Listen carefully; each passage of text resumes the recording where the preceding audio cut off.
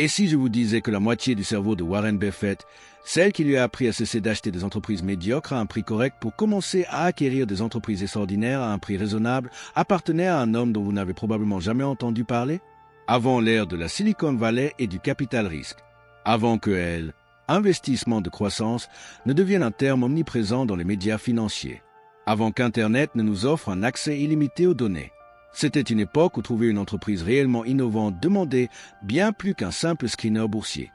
Cela exigeait les compétences d'un véritable détective. Cela semble contradictoire, n'est-ce pas? Dans un monde dominé par la philosophie de l'investissement, value de Benjamin Graham, l'achat d'entreprises statistiquement bon marché, délaissées, de type mégots de cigares, comment une approche totalement différente, consistant à payer pour la qualité et la croissance, a-t-elle pu devenir l'arme secrète du plus grand investisseur de tous les temps? La réponse est simple et elle représente l'une des évolutions les plus importantes de la pensée financière moderne. Car si une action bon marché peut offrir un gain rapide et ponctuel, une entreprise véritablement exceptionnelle, innovante et bien dirigée peut faire fructifier votre patrimoine tout au long de votre vie. Trouver ces perles rares est le saint graal de l'investissement, et l'homme qui en a tracé la carte originale s'appelait Philippe Afischer. Bienvenue sur Capitura. Aujourd'hui, nous ne nous contentons pas de présenter un livre, nous apprenons une nouvelle manière de voir le monde. Nous entamons un voyage au format audio-livre à travers le texte fondateur de l'investissement de croissance, un ouvrage qui constitue depuis plus de 60 ans une arme secrète pour les initiés de Wall Street, Common Stock and Uncommon Profit, de Philippe Afischer. Il ne s'agit pas d'un résumé de ratios financiers ou de formules d'évaluation. C'est un manuel pour devenir analyste d'entreprise, un détective qualitatif capable de regarder au-delà des chiffres afin d'identifier la poignée d'entreprises qui façonneront notre avenir. Nous explorons la célèbre méthode d'enquête Scuttlebutt de Fisher ainsi que sa liste de contrôle détaillée en 15 points, permettant d'identifier les entreprises ayant un potentiel de croissance spectaculaire à long terme. Restez avec nous, car les principes de ce livre constituent le pont entre l'investissement value traditionnel et l'investissement de croissance moderne. Ils forment le cadre intellectuel qui vous apprendra à repérer la prochaine génération d'entreprises capables de transformer le monde, tout aussi important, à développer la conviction nécessaire pour les conserver sur le long terme. Introduction. L'autre génie de la philosophie d'investissement. Lorsque l'on évoque les géants intellectuels de l'investissement, un nom domine presque toujours la discussion. Benjamin Graham. Il fut le père de l'investissement, value, l'homme qui enseigna à Warren Buffett et à tant d'autres l'importance de la marge de sécurité et l'art d'acheter des actions à un prix inférieur à la valeur de leurs actifs tangibles. Mais il existait un autre génie, un homme discret profondément réservé de San Francisco, nommé Philippe Fisher, qui développait simultanément une philosophie totalement différente et sans doute encore plus puissante. Fisher fonda sa société d'investissement, Fisher & Company, en 1931, au cœur même de la Grande Dépression.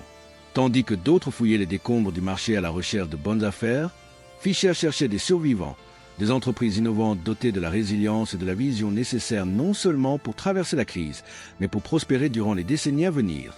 Toute sa carrière reposait sur une idée fondamentale. Les meilleurs rendements ne proviennent pas de l'achat d'entreprises médiocres à bas prix, mais de l'acquisition d'entreprises véritablement exceptionnelles à un prix raisonnable, puis de leur conservation sur une très longue période. Il mit cette idée en pratique avec un succès légendaire.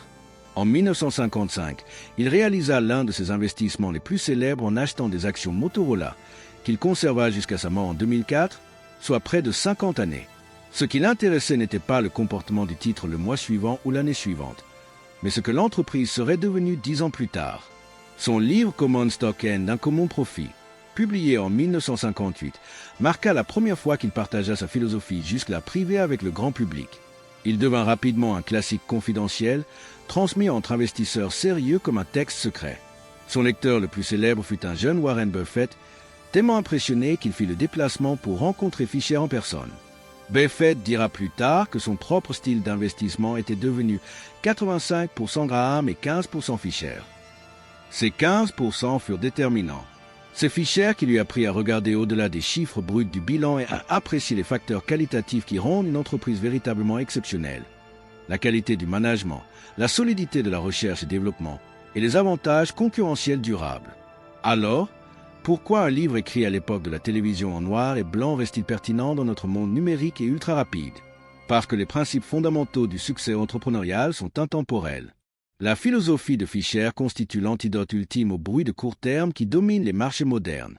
Pensez à la culture de Robinhood et du trading sans commission, qui encourage un style frénétique et à forte rotation présenté comme de L, investissement. Le message central de Fisher est exactement l'inverse. Trouvez quelques entreprises remarquables et ne faites rien. L'argent se gagne en restant investi, pas en tradant sans cesse. Considérez l'énorme battage médiatique et la spéculation, guidée par des récits autour d'une action comme Tesla. La méthode Scuttlebutt de Fisher offre un cadre pour percer ce bruit. Elle vous oblige à cesser d'écouter les compteurs des réseaux sociaux et à effectuer le véritable travail d'enquête. Parlez aux clients, analyser la concurrence et comprendre les avantages réels et durables de l'entreprise. Qu'en est-il du monde des crypto-monnaies?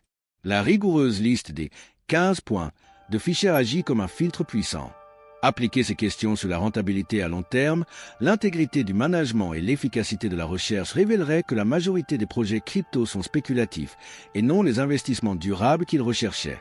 Elle aide à distinguer l'innovation réelle des promesses d'enrichissement rapide.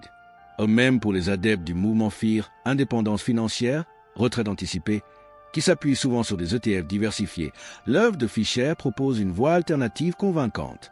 Là où les ETF offrent des rendements ordinaires du marché, l'approche concentrée et intensive en recherche de Fisher fournit un plan pour atteindre les profits exceptionnels évoqués dans le titre. Common Stock and Uncommon Profit est bien plus qu'un livre, c'est un véritable système d'exploitation pour penser comme un propriétaire d'entreprise. Il vous apprend que lorsque vous achetez une action, vous n'achetez pas un symbole qui clignote sur un écran, mais une part de propriété dans une entreprise vivante. Votre objectif est de trouver les meilleures entreprises du monde et de vous associer à elles pour le reste de votre vie. Dans les chapitres qui suivent, nous allons déconstruire cette philosophie dans son intégralité. Nous apprendrons à devenir des détectives financiers grâce à la méthode Scuttlebutt. Nous passerons en revue chacun des 15 points de Fisher pour identifier une super action. Et nous explorons ces conseils radicaux et extrêmement rentables sur le moment d'acheter, peut-être plus important encore, sur le moment de vendre. Il ne s'agit pas d'un simple résumé de livre. C'est une véritable masterclass sur l'investissement de croissance à long terme. Commençons. Décomposition chapitre par chapitre. Nous explorons le chef-d'œuvre de Philip Fisher en le décomposant en ses éléments essentiels. Sa philosophie globale, sa méthode d'investigation, sa liste de contrôles détaillés et ses conseils pratiques concernant l'achat et la vente. Partie 1. La philosophie indice venu du passé, le principe intemporel. Philip Fisher ne commence pas son œuvre par des chiffres, des ratios ou des graphiques. Il ne débute pas non plus par une liste de règles mécaniques censées garantir le succès. Il commence par quelque chose de bien plus fondamental, une philosophie. Son ambition n'est pas d'expliquer comment battre le marché demain, mais de transformer en profondeur la manière dont nous pensons le marché boursier lui-même. Fisher invite le lecteur à prendre du recul, à observer l'histoire avec une perspective large, presque détachée. En examinant les 50 années précédentes de marché financier, il parvient à une conclusion aussi simple que dérangeante. Les plus grandes fortunes n'ont jamais été construites par une activité frénétique d'achat et de vente. Elles ne sont pas le fruit du mouvement constant, ni de la recherche obsessionnelle du bon timing. Elles ont été bâties par des individus capables d'identifier un petit nombre d'entreprises véritablement exceptionnelles, puis de les conserver avec une discipline presque inébranlable, aussi bien dans les périodes d'euphorie que dans les moments de doute. Cette idée va à l'encontre de l'intuition de la majorité des investisseurs. Fisher observe que l'investisseur moyen commet une erreur fondamentale dès le départ. Il consacre l'essentiel de son temps, de son énergie mentale et émotionnelle à tenter de prédire les fluctuations à court terme de l'économie et du marché boursier. Il cherche à anticiper la prochaine récession, la prochaine hausse des taux, la prochaine correction ou le prochain rallye. Pour Fisher, cette quête est non seulement vaine, mais dangereuse. Il considérait que prévoir de manière fiable les mouvements de court terme du marché relevait de l'illusion. Trop de facteurs interviennent.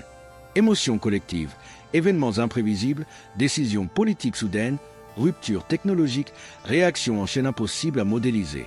Pourtant, malgré cette complexité, des millions d'investisseurs persistent à croire qu'ils peuvent anticiper ces mouvements avec régularité. Cette approche, connue sous le nom de market timing, conduit presque toujours au même schéma psychologique. Lorsque l'environnement est optimiste, que les médias diffusent des nouvelles positives et que les cours ont déjà fortement progressé, les investisseurs se sentent rassurés. Ils achètent alors, souvent à des niveaux élevés. À l'inverse, lorsque la peur domine, que les titres alarmistes se multiplient et que les marchés chutent, ils vendent dans la panique. Le résultat est prévisible, acheter cher et vendre à bas prix. Fisher ne voyait pas ce comportement comme une faiblesse individuelle, mais comme la conséquence directe d'un mauvais cadre mental.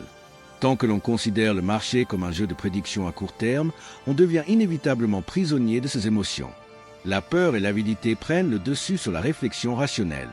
La bonne approche, insiste Fisher, consiste à ignorer délibérément le bruit de court terme. Les variations quotidiennes des cours, les débats incessants sur les décisions des banques centrales, les commentaires des experts de plateaux télévisés ne méritent pas votre attention. À la place, toute votre concentration doit se porter sur une seule question essentielle. Quelles sont les entreprises capables d'augmenter leurs ventes et leurs bénéfices à un rythme durablement supérieur à celui de leur secteur pendant de nombreuses années? Cette question change tout. Elle déplace le regard du marché vers l'entreprise, de la prédiction vers l'analyse, de l'émotion vers la compréhension économique. Fisher ne cherchait pas de bonnes entreprises, mais des entreprises rares, exceptionnelles, dotées d'une capacité unique à créer de la valeur sur le long terme.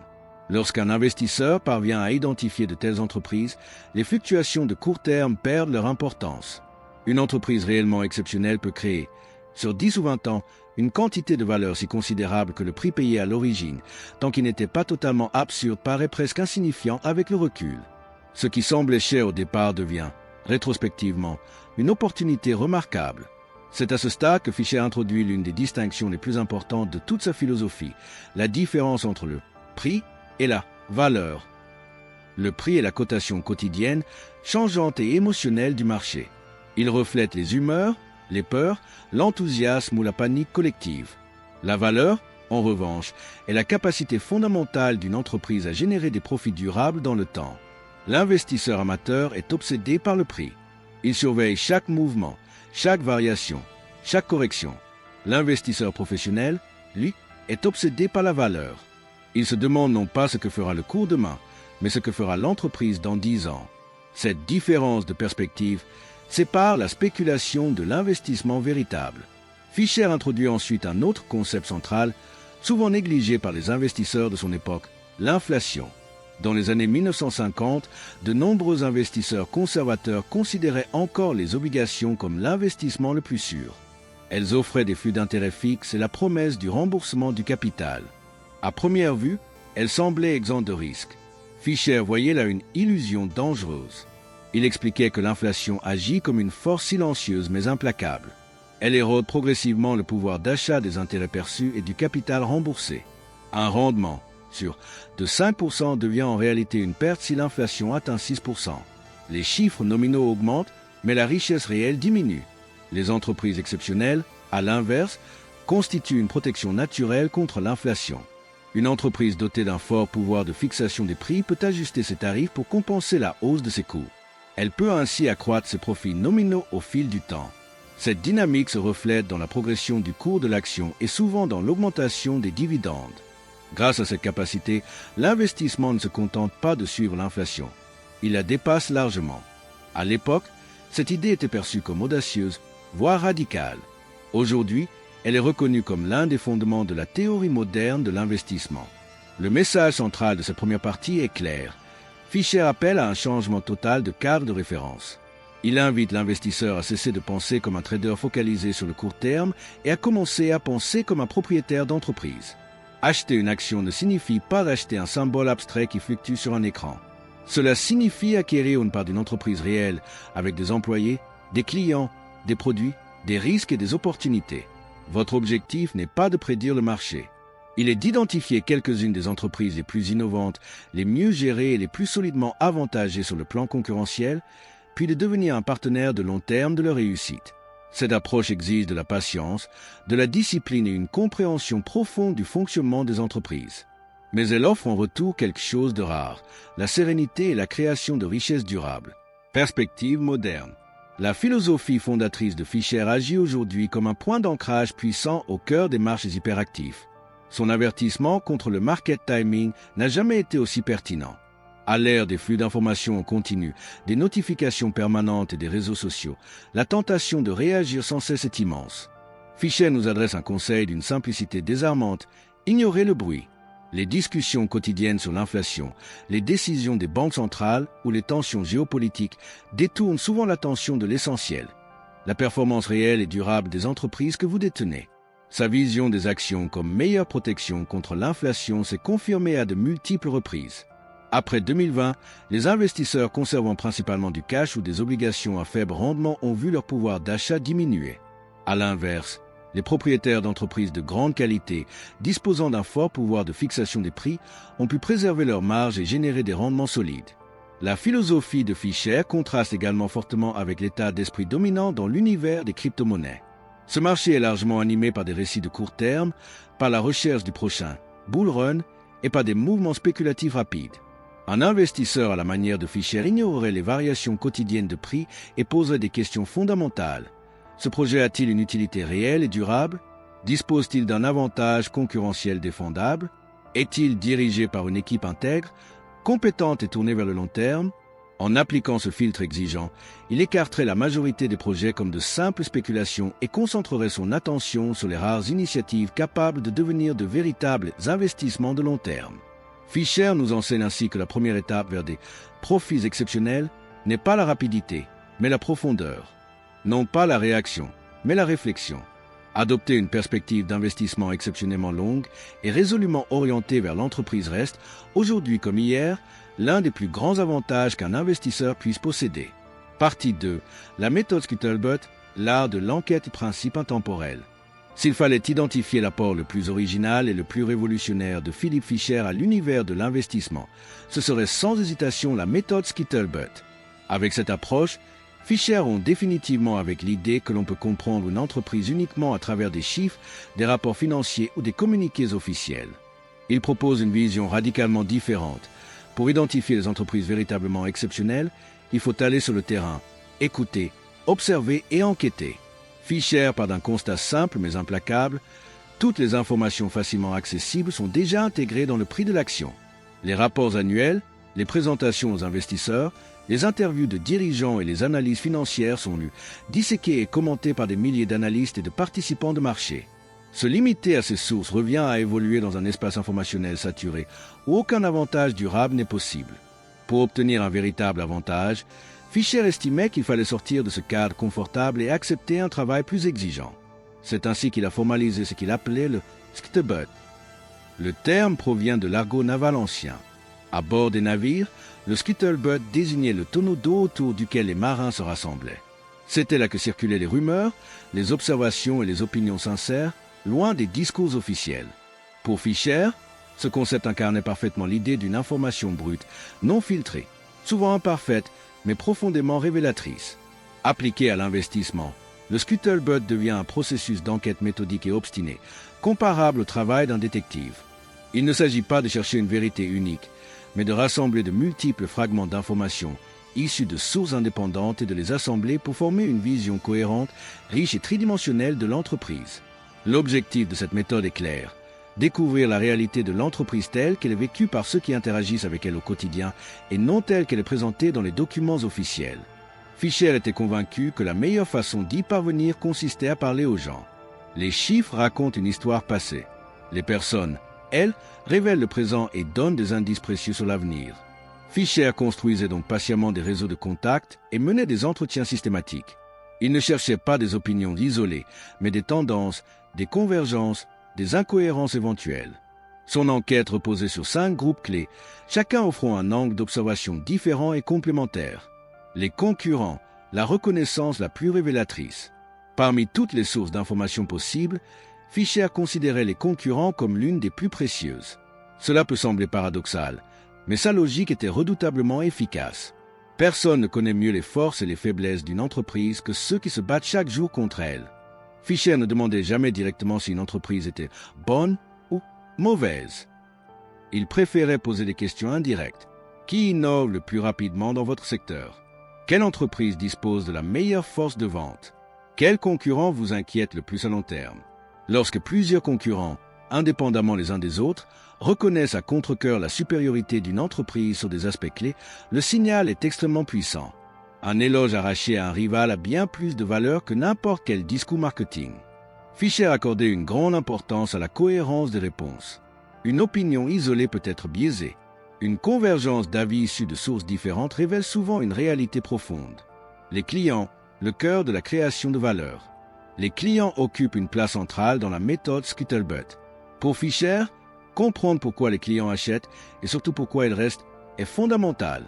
Les questions qu'il posait étaient simples en apparence, mais riches de sens. Pourquoi choisissez-vous cette entreprise plutôt qu'une autre? Qu'est-ce qui pourrait vous faire changer? Accepteriez-vous de payer un peu plus pour ce produit ou ce service? Ces réponses permettent de distinguer la satisfaction superficielle de la véritable fidélité. Un client satisfait peut partir facilement. Un client fidèle, convaincu de la valeur du produit, est beaucoup plus difficile à perdre. Cette fidélité est souvent le signe d'un avantage concurrentiel durable. Fisher recherchait des entreprises dont les clients étaient prêts à tolérer de légers défauts, à rester malgré des hausses de prix modérées et à recommander activement les produits. Ce type de relation ne se construit pas par des promotions temporaires, mais par une qualité constante et une expérience supérieure. Les fournisseurs, le miroir de la culture interne. Les fournisseurs offrent une perspective souvent négligée, mais extrêmement instructive. Ils sont en contact direct avec l'entreprise et observent son comportement sur le long terme. Fisher cherchait à savoir, l'entreprise paie-t-elle ses factures à temps? Respecte-t-elle ses engagements contractuels? Traite-t-elle ses fournisseurs comme de simples variables de coût ou comme de véritables partenaires? Une entreprise qui entretient des relations durables et respectueuses avec ses fournisseurs témoigne généralement d'une culture saine et d'une vision de long terme. À l'inverse, une entreprise qui exerce une pression constante, retarde les paiements ou modifie fréquemment les conditions, révèle souvent une fragilité financière ou une obsession du court terme. La manière dont une entreprise traite ses partenaires invisibles au grand public en dit long sur sa véritable nature. Les anciens employés, la réalité derrière les portes closes. Les anciens employés constituent une source d'informations particulièrement riche, mais aussi délicate. Fisher savait que les ressentiments personnels pouvaient biaiser certains témoignages. Il ne prenait donc jamais une déclaration isolée pour argent comptant. Ce qu'il cherchait, ce sont des motifs récurrents. Lorsque de nombreux anciens employés décrivent des problèmes similaires, manque de vision, chaos organisationnel, leadership toxique, ces éléments deviennent difficiles à ignorer. À l'inverse, lorsque même ceux qui ont quitté l'entreprise parlent avec respect de la culture et du management, cela renforce fortement la thèse d'une entreprise de qualité. Les anciens employés peuvent révéler comment les décisions sont réellement prises, si l'innovation est encouragée ou découragée, si le discours du management correspond à la réalité quotidienne. Experts sectoriels et universitaires, la perspective de long terme. La dernière pièce du puzzle provient des experts indépendants, universitaires, chercheurs, dirigeants d'associations professionnelles. Ces acteurs disposent souvent d'une vision large et moins émotionnelle du secteur. Ils permettent de répondre à des questions essentielles. Quelles tendances structurelles façonnent l'avenir du secteur? Quelles entreprises investissent réellement dans l'innovation? Qui mène la transformation? Et qui ne fait que réagir? Cette perspective aide à distinguer les effets de mode passager des évolutions durables. La valeur réelle de la méthode Scuttlebutt. La méthode Scuttlebutt est exigeante. Elle demande du temps, de la patience, de la curiosité et des compétences relationnelles. Elle ne promet pas de résultats rapides. Mais Fisher était convaincu qu'elle constituait le seul moyen d'obtenir un véritable avantage informationnel. Lorsqu'elle est menée correctement, cette enquête permet à l'investisseur de comprendre une entreprise plus profondément que la plupart des analystes professionnels. Cette compréhension génère un élément essentiel, la conviction. La conviction est ce qui permet d'acheter lorsque les autres hésitent, et surtout de conserver une action lorsque le marché traverse des périodes de panique. Sans conviction, la volatilité devient insupportable. Avec elle, elle devient une opportunité. Perspective moderne. À l'ère numérique, la méthode Scuttlebutt est plus accessible que jamais. Les outils ont changé, mais le principe reste identique. Reddit permet d'observer les discussions spontanées des clients. Glassdoor et LinkedIn offrent un aperçu précieux de la culture interne. Twitter, X, donne accès aux échanges d'experts, d'ingénieurs et de dirigeants. Le Scuttlebutt moderne est souvent digital, mais il repose toujours sur la même exigence. Aller au-delà du récit officiel pour comprendre la réalité du business. Il permet de distinguer une entreprise solide et durable d'un simple phénomène spéculatif porté par une narration séduisante. Ce travail est exigeant. Il est lent. Mais comme Fisher l'a démontré tout au long de sa carrière, ce sont précisément ces efforts invisibles qui conduisent aux profits exceptionnels. Partie 3. Les 15 points, la liste de contrôle d'une grande entreprise de principe intemporel. Nous arrivons ici au noyau intellectuel de Common Stock and Uncommon Profit. Après avoir mené l'enquête du Scuttlebutt, accumulé des observations, écouté clients, concurrents, employés et experts, une question cruciale s'impose naturellement. Comment transformer cette masse d'informations qualitatives en une décision d'investissement cohérente, disciplinée et rationnelle? Philippe Fischer répond à cette question par un outil d'une rigueur remarquable, une liste de contrôle en 15 points. Cette liste n'est ni un modèle mathématique, ni une formule magique. Elle ne promet aucune certitude absolue. En revanche, elle offre quelque chose de bien plus précieux, un cadre de pensée structuré pour identifier les entreprises véritablement exceptionnelles. Fischer insiste sur un point fondamental. Cette liste n'est pas quantitative. Elle ne repose pas sur des ratios financiers figés, ni sur des comparaisons mécaniques. Elle est qualitative, ce qui la rend plus difficile à appliquer, mais aussi infiniment plus puissante. Elle oblige l'investisseur à réfléchir, à juger, à interpréter, bref, à penser comme un propriétaire d'entreprise et non comme un spéculateur. Une entreprise n'a pas besoin d'exceller sur chacun des 15 points pour mériter un investissement. Fischer était réaliste, la perfection n'existe pas. En revanche, une entreprise exceptionnelle doit être solide sur la grande majorité de ses critères, sans faille majeure sur les plus importants. Chaque faiblesse doit être comprise, contextualisée et compensée par des forces claires. Ces 15 points se regroupent naturellement en 3 grandes dimensions fondamentales. La qualité de l'activité elle-même, la qualité du management, la qualité de l'investissement pour l'actionnaire. Commençons par la première, sans laquelle les 2 autres n'ont aucune valeur. La qualité de l'activité 1, le potentiel de marché à long terme. La première question posée par Fischer est volontairement simple, mais extraordinairement exigeante. L'entreprise dispose-t-elle de produits ou de services offrant un potentiel de marché suffisant pour permettre une croissance significative des ventes pendant de nombreuses années? Fischer n'était pas intéressé par les entreprises capables d'afficher une croissance rapide sur 1 ou 2 exercices grâce à une mode passagère, une réglementation temporaire ou un cycle favorable. Il recherchait des sociétés positionnées sur des marchés vastes, profonds et structurellement en expansion. Un marché limité impose un plafond à la croissance, quelle que soit la qualité de l'exécution. À l'inverse, un marché en expansion permet à une entreprise bien gérée de croître pendant une décennie ou plus sans heurter immédiatement ses limites naturelles. Cette question oblige l'investisseur à se projeter loin dans l'avenir. Elle implique de comprendre les dynamiques démographiques, technologiques, économiques et sociétales qui façonnent la demande à long terme. Fischer cherchait des entreprises alignées avec ses forces profondes, pas avec des tendances éphémères. 2. La capacité à se renouveler. Même un marché porteur ne suffit pas. Fischer pose donc immédiatement une seconde question. Le management est-il déterminé à développer de nouveaux produits ou procédés lorsque les lignes existantes atteignent leur maturité? Une entreprise véritablement exceptionnelle ne dépend jamais d'un seul succès.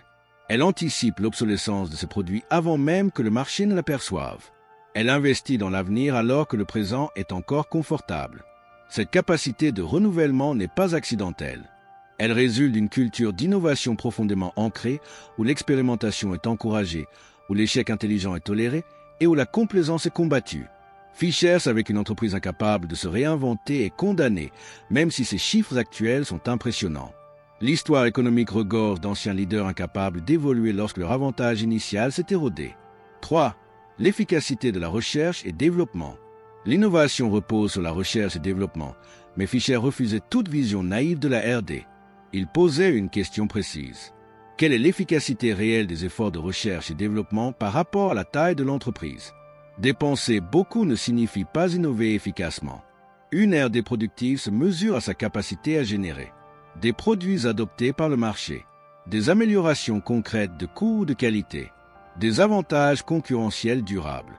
Fischer cherchait des entreprises où la R&D n'était pas un centre de coûts bureaucratiques, mais un moteur stratégique, étroitement lié aux besoins réels des clients et à la vision à long terme du management.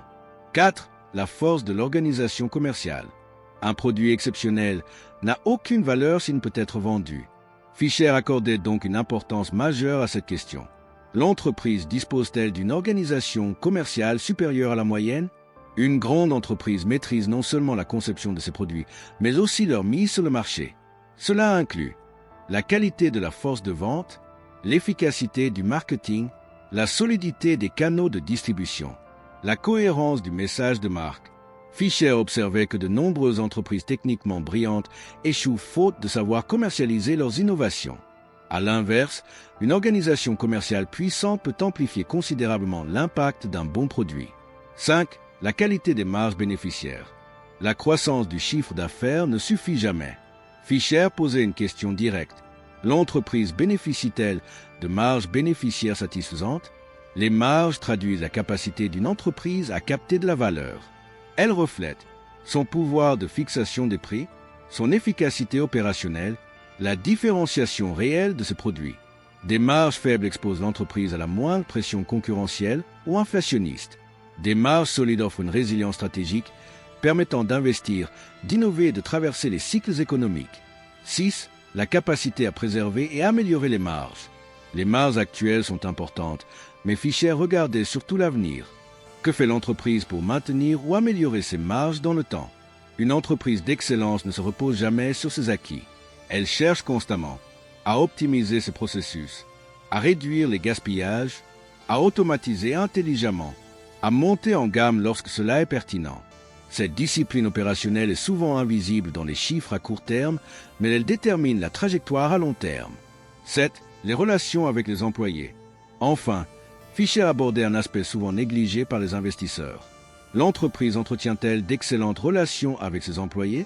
Pour lui, une entreprise n'est pas seulement une machine à produire des profits. C'est un organisme vivant composé d'individus. Des employés respectés, motivés et engagés sont plus productifs, plus innovants, plus loyaux. Une faible rotation du personnel, une culture interne forte et un climat de confiance sont des indicateurs puissants de qualité durable. À l'inverse, un turnover élevé et des conflits sociaux chroniques signalent souvent des problèmes profonds. Synthèse de la première catégorie. À travers ces premiers points, Fisher nous apprend à regarder au-delà des chiffres immédiats. Il nous invite à comprendre la logique économique profonde de l'entreprise, sa capacité à croître, à innover et à créer de la valeur de manière durable. Une entreprise qui excelle dans cette première catégorie possède une base solide. Mais sans un management de qualité, cette base peut être gaspillée. C'est pourquoi Fisher consacre la seconde partie de sa liste à l'élément humain le plus déterminant, le management. B. La qualité du management. 8. Les relations entre les dirigeants sont-elles harmonieuses? Une direction unie est essentielle à la réussite à long terme. 9. Le management possède-t-il une véritable profondeur? Une grande entreprise ne repose jamais sur un seul individu. 10. Les contrôles financiers et l'analyse des coûts sont-ils rigoureux? Chaque flux financier doit être compris et maîtrisé. 11. Existe-t-il des caractéristiques spécifiques conférant un avantage concurrentiel durable?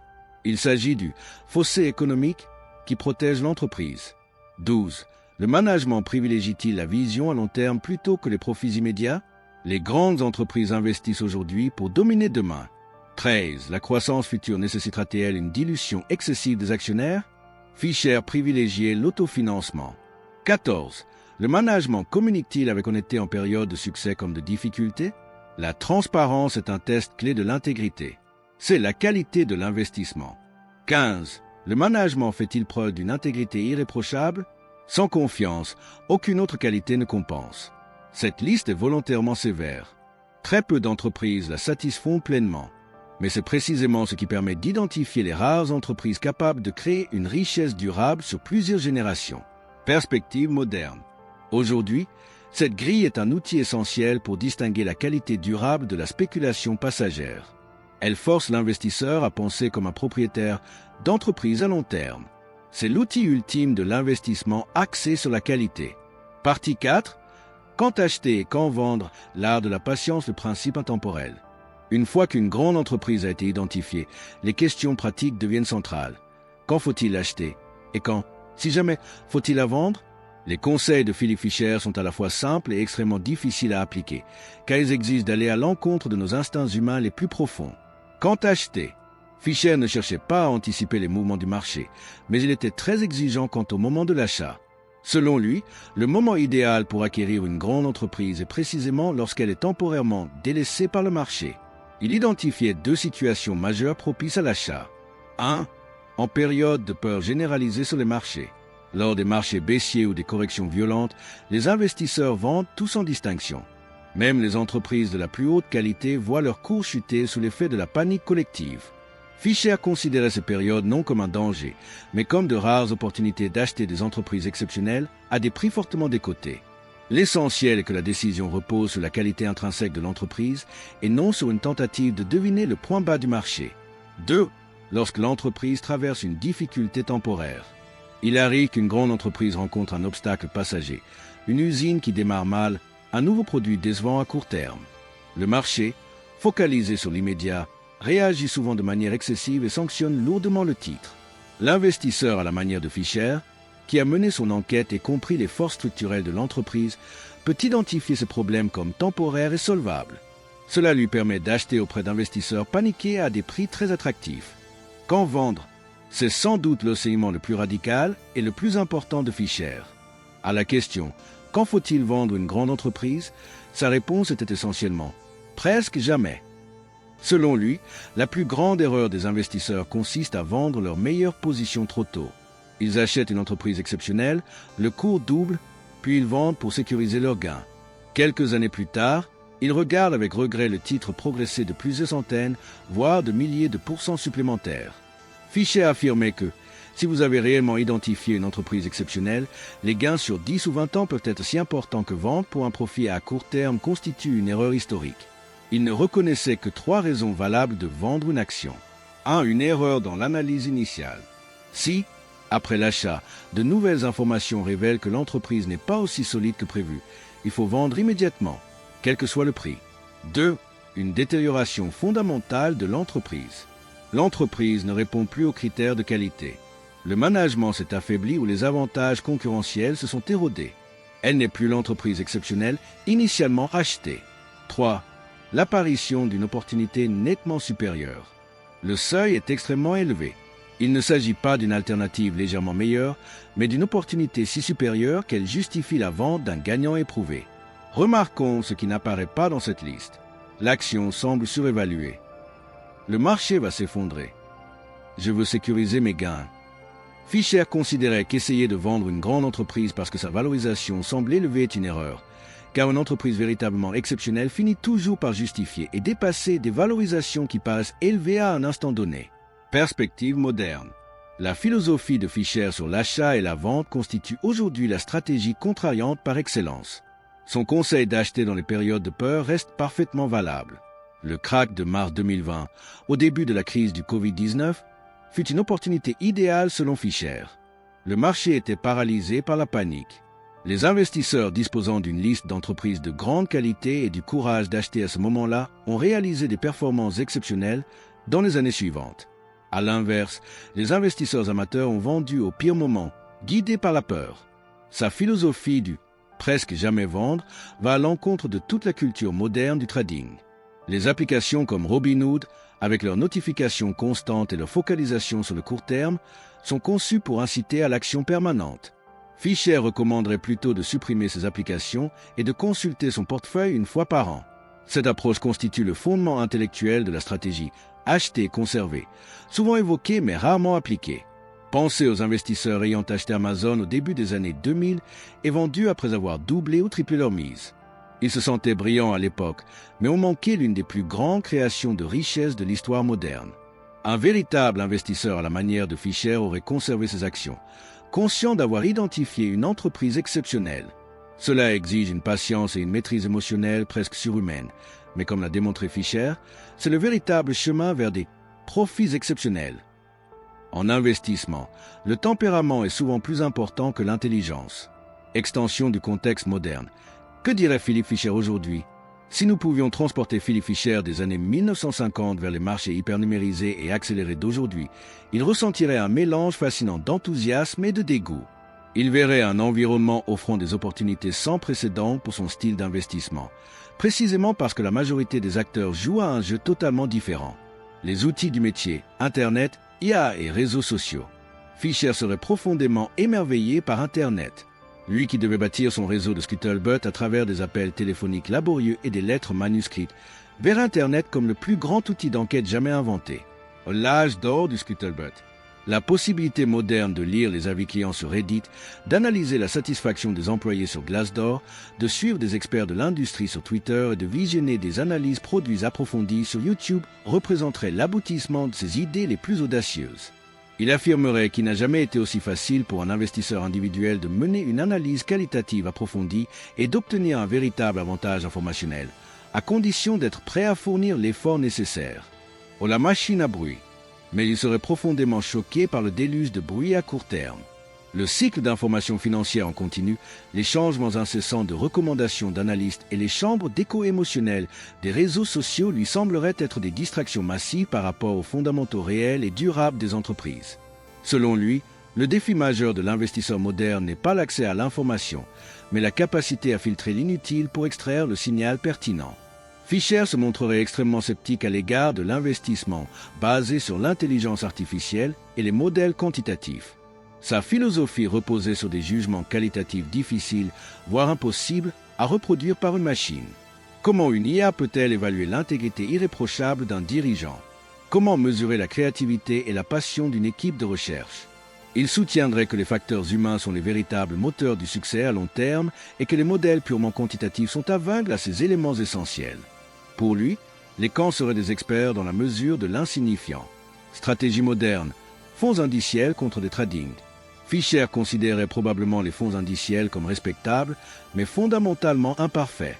Il parlerait d'un choix assumé de la médiocrité. Le problème de la diversification. Fisher croyait fermement au portefeuille concentré. Acheter un ETF du S&P 500 signifie, selon lui, acheter non seulement les futurs géants, mais aussi de nombreuses entreprises faibles. Cette dilution du potentiel de performance exceptionnelle est ce qu'il appellerait la diversification. Une solution pour ceux qui refusent l'effort. Il reconnaîtrait néanmoins que, pour les personnes qui ne souhaitent pas réaliser une analyse approfondie, les fonds indiciels restent une alternative préférable à la spéculation individuelle. Mais ils conduisent à des rendements ordinaires, pas exceptionnels. Il verrait le trading moderne avec incompréhension et mépris. Cette activité serait pour lui l'opposé absolu de l'investissement, une spéculation émotionnelle détachée de toute création de valeur réelle.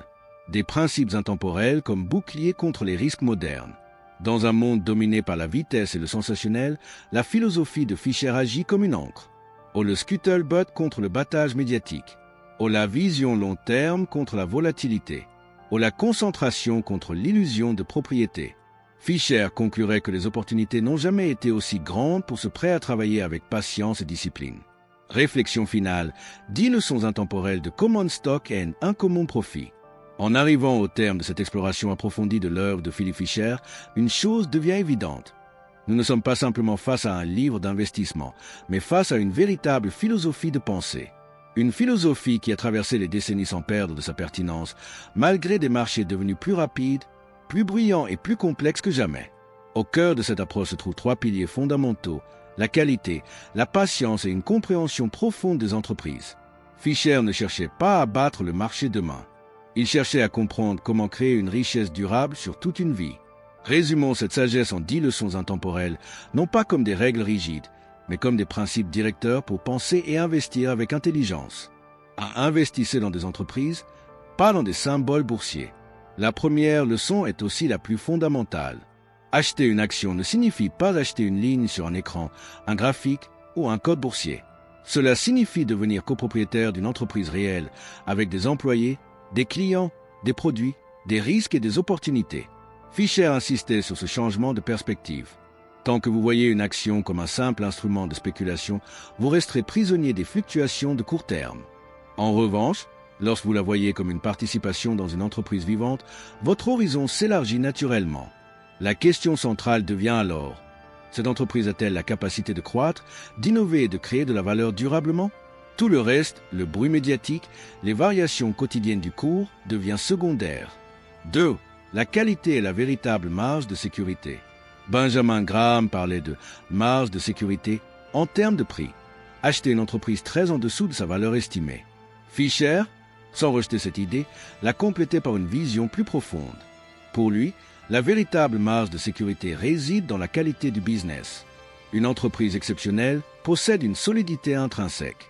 Elle dispose d'avantages concurrentiels durables, d'une culture forte, d'une capacité d'innovation et d'un management compétent.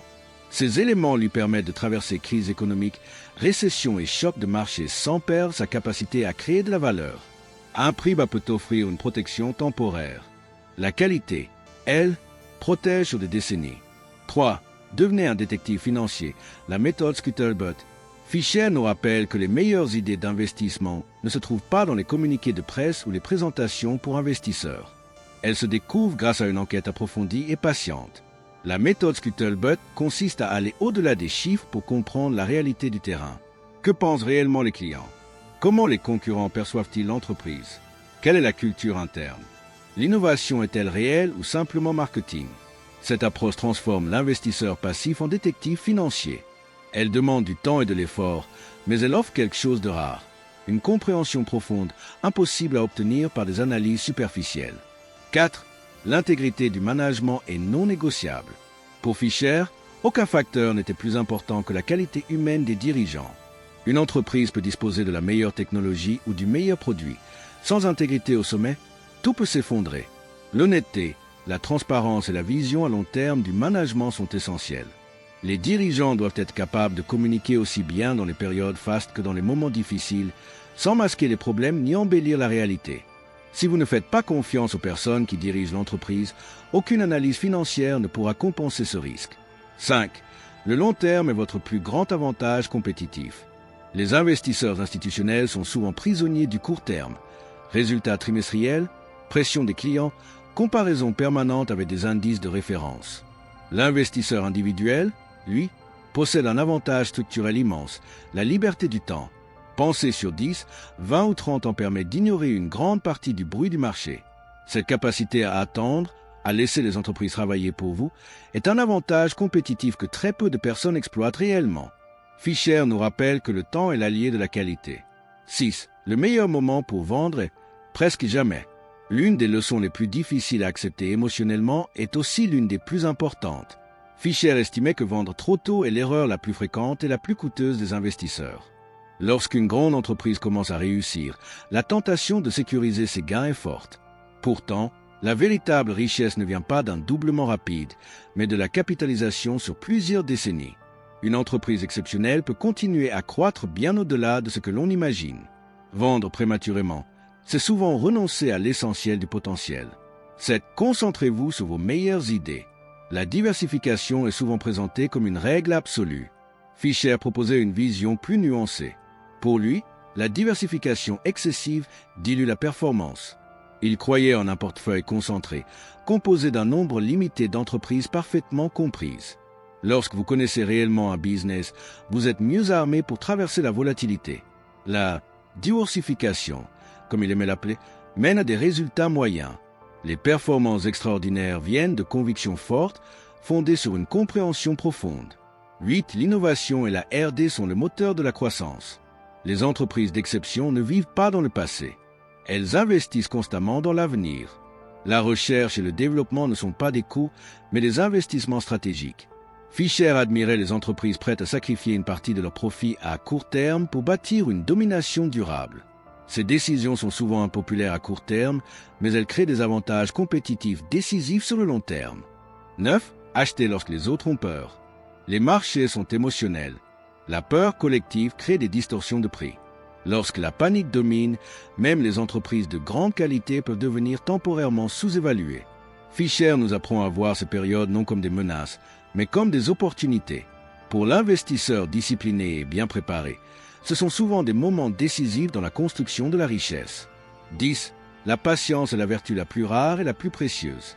Enfin, Fisher nous rappelle que l'investissement est autant une discipline émotionnelle qu'intellectuelle. La patience est difficile, car elle exige d'ignorer le bruit, les opinions contradictoires et les fluctuations incessantes. Les récompenses vont à ceux qui savent attendre, rester fidèles à leurs analyses et laisser le temps amplifier leurs bonnes décisions. Comment appliquer ces principes aujourd'hui? Avant chaque investissement, posez-vous une question simple mais puissante. Serais-je prêt à posséder uniquement cette entreprise pendant les 10 prochaines années? Cette question élève immédiatement votre niveau d'exigence. Pratiquez le Scuttlebutt numérique. Analysez les avis clients, les retours des employés, les discussions d'experts.